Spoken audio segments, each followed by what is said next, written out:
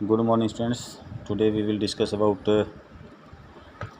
time period of different 5-year plans.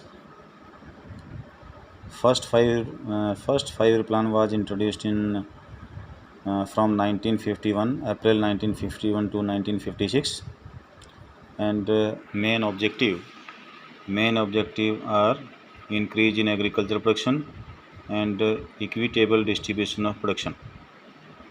Second 5-year plan 1956 to 1961,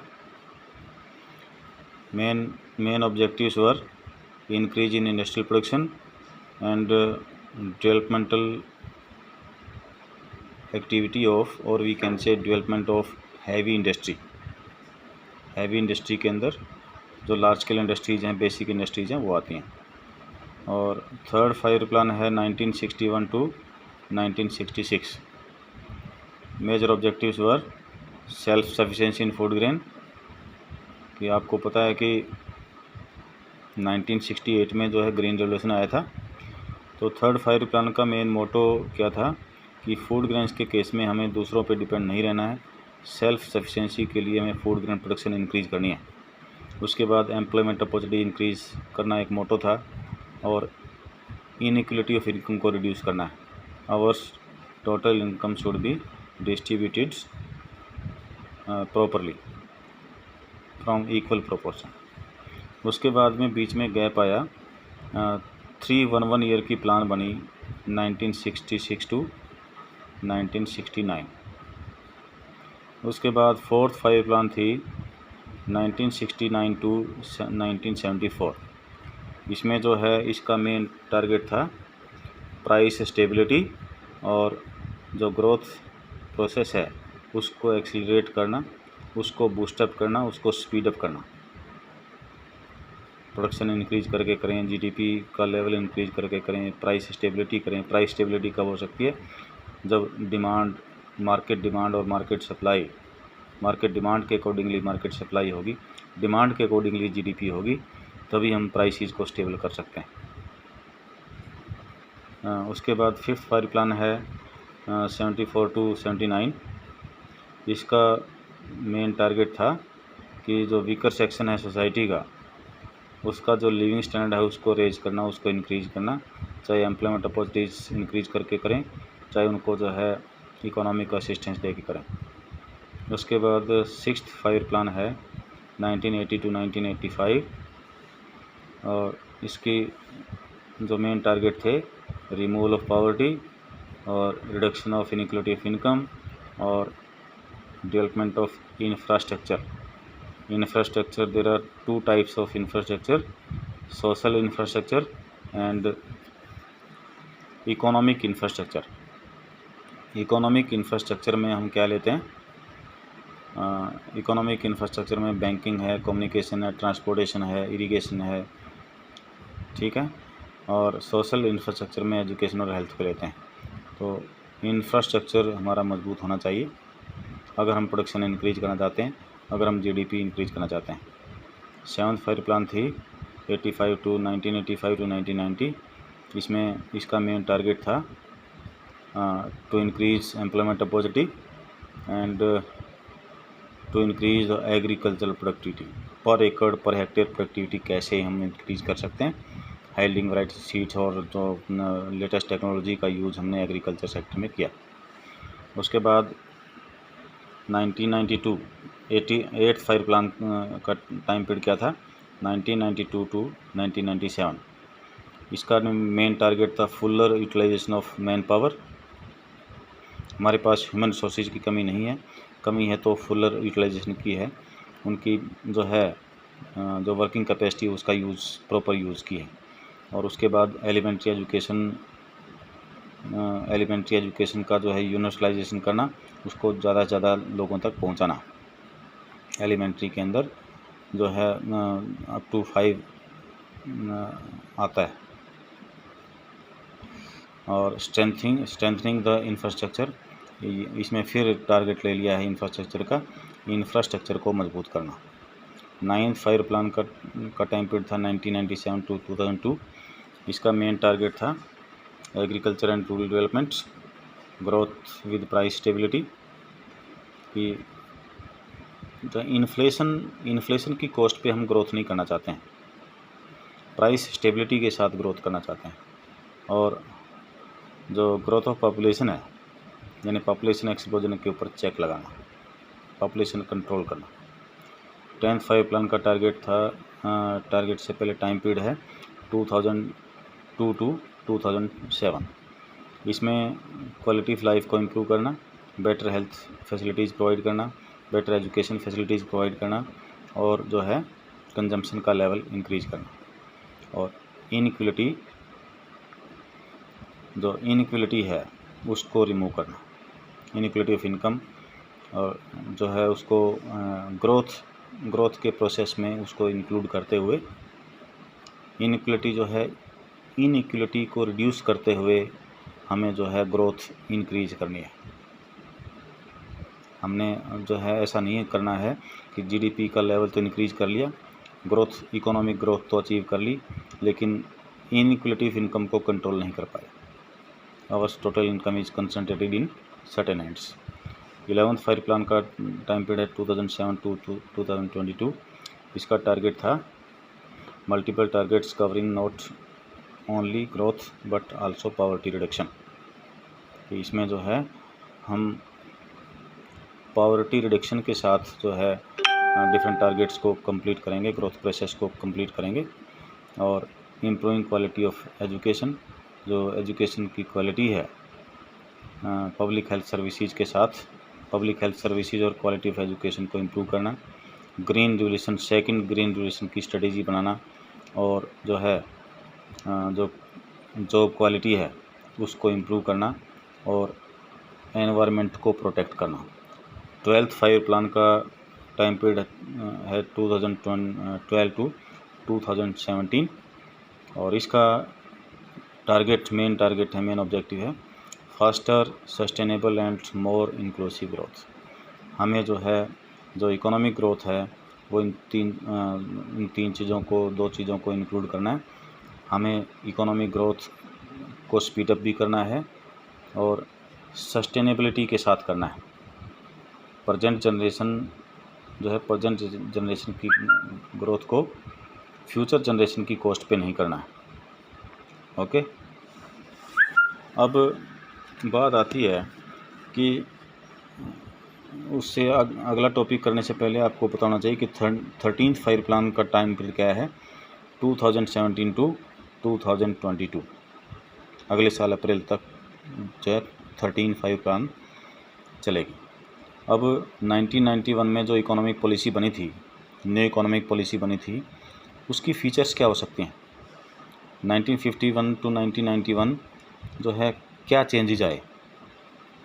तो first है heavy reliance on public sector, कि ज़्यादा जो विश्वास किया गया, ज़्यादा रिलायंस किया गया वो जो है पब्लिक सेक्टर यानी गवर्नमेंट सेक्टर के जो एंटरप्राइजेज हैं उनके ऊपर किया गया। फर्स्ट जो IPR बनी थी 1956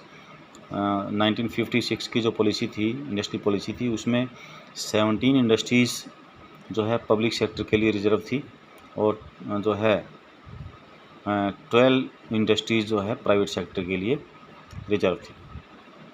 उसके बाद regulated development of private sector, और अब जो है इसमें 1991 में क्या किया गया, it was realised that objective of socialistic pattern of society could be achieved only through a comprehensive development of public sector enterprises.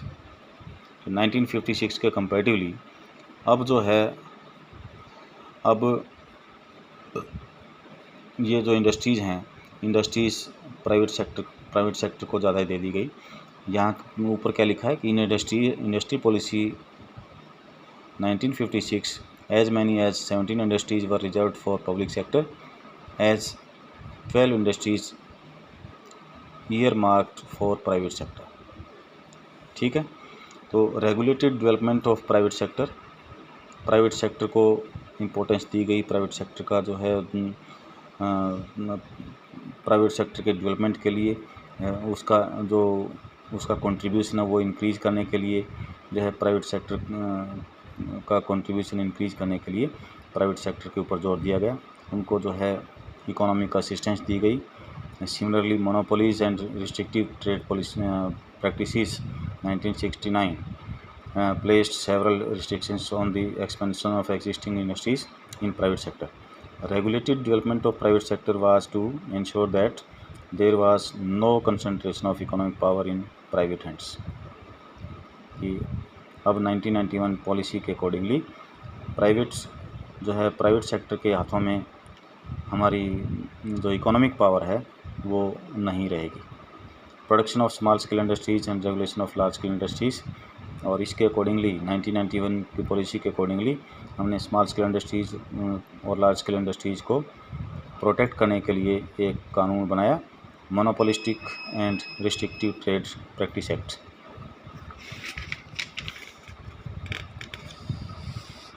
इसके अकॉर्डिंगली क्या है, certain areas of production were exclusively reserved for the small scale industries.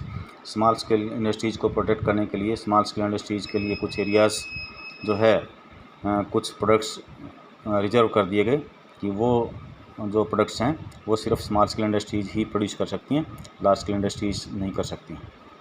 और इसमें labour intensive technique का use होगा। Readymade garments, जिस तरह की इसमें एग्जांपल दे दी, रेडीमेड गारमेंट्स हैं, केमिकल्स हैं, लेदर प्रोडक्ट्स हैं, ये स्मॉल स्केल इंडस्ट्रीज़ के लिए रिजर्व कर दिए गए। Several boards like handloom board and silk board were established to promote the product small scale industries in the global markets. ठीक है। उसके बाद heavy industry of strategic significance. जो हैवी इंडस्ट्रीज़ हैं, heavy industries means basic industries, जो machine manufacturing की power रखते हैं, मशीन मेड इंडस्ट्रीज़ हैं, जिस तरह की इंजीनियरिंग गुड्स हैं और आयरन एंड स्टील इंडस्ट्रीज़ हैं, were identified as the strategic significance. इनकी अलग से इम्पोर्टेंस थी हमारी इकोनॉमी के लिए, और इसके ऊपर ज़्यादा जोर दिया गया, बेसिक इंडस्ट्रीज़ के ऊपर। ठीक है। बेसिक इंडस्ट्रीज़ को प्रमोट करने के लिए, उनको मोटिवेट करने के लिए जो है ज़्यादा फैसिलिटीज़ दी गई और कम से कम रिस्ट्रिक्शन रखी गई। Focus on saving and investment, saving और इन्वेस्टमेंट के ऊपर ज़्यादा फोकस किया गया। High interest rates were offered to promote saving, कि सेविंग को प्रमोट करने के लिए जो है रेट ऑफ इंटरेस्ट इंक्रीज़ किया गया। और इन्वेस्टमेंट जो है, इन्वेस्टमेंट इंक्रीज़ करने के लिए क्या किया गया, इंड्यूस्ड इन्वेस्टमेंट, जहाँ तक इंड्यूस्ड इन्वेस्टमेंट की बात है या इन्वेस्टमेंट की बात है, investment there are two types of investment, one is induced investment and second is autonomous investment. Induced investment is that type of investment which is inspired from profitability. ये private sector की जो है की investment है, और कोई भी private entrepreneur ज़्यादा इन्वेस्टमेंट कब करेगा, जब उसका प्रॉफिटेबिलिटी या प्रॉफिट मार्जिन इंक्रीज होगा और उसको गवर्नमेंट की तरफ से ग्रांट्स और सब्सिडीज़ प्रोवाइड की जाएंगी। ठीक है। अगर इन्वेस्टमेंट को जो है मोटिवेट करना है तो गवर्नमेंट की तरफ से उसको जो है कुछ कैपिटल ग्रांट्स और सब्सिडीज़ प्रोवाइड की जानी चाहिए। Protection from foreign competition, foreign competition से प्रोटेक्ट करने के लिए जो है क्या किया गया कि जो फॉरेन इंडस्ट्रीज़ हैं वो जो प्रोड्यूस करते हैं, इंपोर्ट, उनके प्रोडक्ट्स के ऊपर इंपोर्ट ड्यूटी बढ़ा दी गई, इंपोर्ट ड्यूटी इंक्रीज कर दी गई, और quantitative restrictions were levied on imports, और इंपोर्ट्स के ऊपर एक क्वांटिटेटिव रिस्ट्रिक्शन लगा दी गई। कि क्वांटिटेटिव रिस्ट्रिक्शन का मतलब क्या है कि इससे ज़्यादा आप क्वांटिटी इंपोर्ट नहीं कर सकते हैं, और इंपोर्ट ड्यूटी इंक्रीज कर दी ताकि इंपोर्ट्स के ऊपर हम ज़्यादा डिपेंड ना रहें। फोकस ऑन इंपोर्ट सब्स्टिट्यूशन, हम आज तक कल तक जो इंपोर्ट कर रहे थे उसका सब्स्टिट्यूट हमारे ही देश में प्रोड्यूस होना चाहिए।